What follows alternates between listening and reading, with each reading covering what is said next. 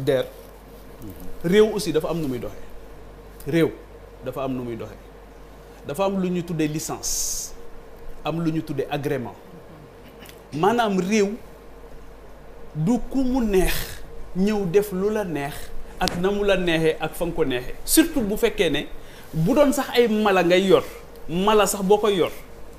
wala tey nga ne dama jël décision tey jii wut sama benn ay gàncax sax laa la wax su boobaa sax dafa am loo xamante ni moom moo la war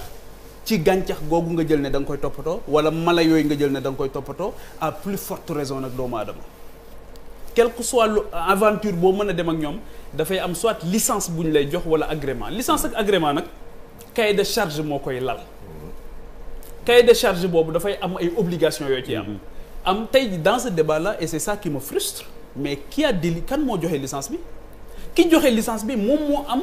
le devoir et la responsabilité de faire la police de surveiller dans quelles conditions licence bii ñu ko jox ndax yelloo na ko wala déet madame je parle sous votre contrôle su dul noonu nga wax ma waaw comme yow yaa ci def xalaat ba bind ci téere donc pour wax ne am na ci loo xamante ni ci réew su amee rapidement on situe les niveaux de responsabilité et je comprends pourquoi ça a été laborieux pour Malal. Oui. Parce que en réalité li tax mu laborieux mooy lii tribunal médiatique du ko lijjanti. Et c'est là où celui qui est quelque part par procuration le procureur de la République censé représenter le peuple c'est là où il trouve tout son sens dans la société dañ koy dimbali mais mënuñu toog nit ñi di dóorante bopp ñii di wax am na ci ñoo xamante ni seen mbiri bopp lañ ci bëgg a lijjanti ci biir ñii bëgg cee régler ay comptes ñu bàyyi ku nekk di wax ak nu mu la neexee alors que moom mi nga xamante ni il est le seul à pouvoir connaître ce qui se passe dans ce dossier jusque dans ses profondeurs yi gën a sori mais kooku rek moom moo war a taxaw nag daal ne mbir mi lii moo ci xew wala fii lañ ci toll fii lañ ci jëm ñii ñooy les personnalités qui ont été citées ñii ñooy les personnes morales ou physiques qui sont responsables mënuñu ko xam moo tax c'est laborieux pour tout le monde loolu mooy par rapport à ce qui se passe mooy le viol supposé ou réel que nous condamnons avec la dernière énergie il y a pas de débat à ce niveau c'est-à-dire que c'est une condamnation systématique et énergique amul werante léegi nag bu dee loolu am na kenn rek moom moo ci mën dara c'est la justice moom moo mën a situer les responsabilités su loolu amee ba pare ñu xool nag ki nga xamante ni moom la ñu wax ne moo am licence organisée loolu est-ce que remplir na li nga xamante ni est-ce que la ñuy wax capacité technique et financière ndax am nga capacité technique yi ndax am nga capacité financière yi ba noppi ñu doog laa xool ndax lii dañ koo war a dindi wala déet wala ndax dañ la koo war a jox nga def ko wala déet donc kan mooy joxe licence bi kan moo waroon a def police bi kan moo ko waroon a saytu parce que moom ci boppam nee na sax ci biir waxam bi ma koy déggee mu expliquer mu ne waaw hôtel bi ma leen doon yóbbu dama doon wut ay nit yu leen di surveiller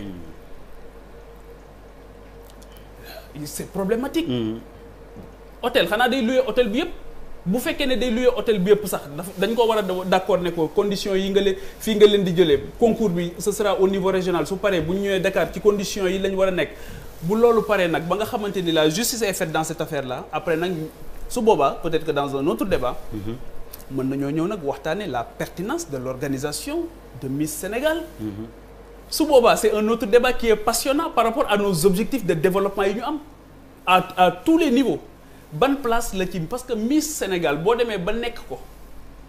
ak en tenant en compte bien sûr d'une certaine réalité sociologique boo xamante ni ci lañ koy organiser parce que mënoo ko organiser ci ni ko ñeneen ñi di organiser mën nga ko jël sénégaliser ko bien entendu en gardant certaines valeurs universelles ba nga xamante ni dina dëppoo ak suñu réalité ba nga xam parce que Miss Sénégal bu ñu ci eggee rek c'est le symbole et là où c'est dramatique aujourd'hui mooy on nous dit qu'on a violé un symbole c'est un symbole léegi nag symbole boobu bu ñu demee ba téye ko nga xamante ni nee nañ kii mooy Miss Sénégal nan lañ ko war a mettre dans une dynamique qui puisse accompagner nos objectifs de développement on a le nez sur le guidon avec un esprit très revanchard souvent dans ces genres de débats ba du ñu xool de façon holistique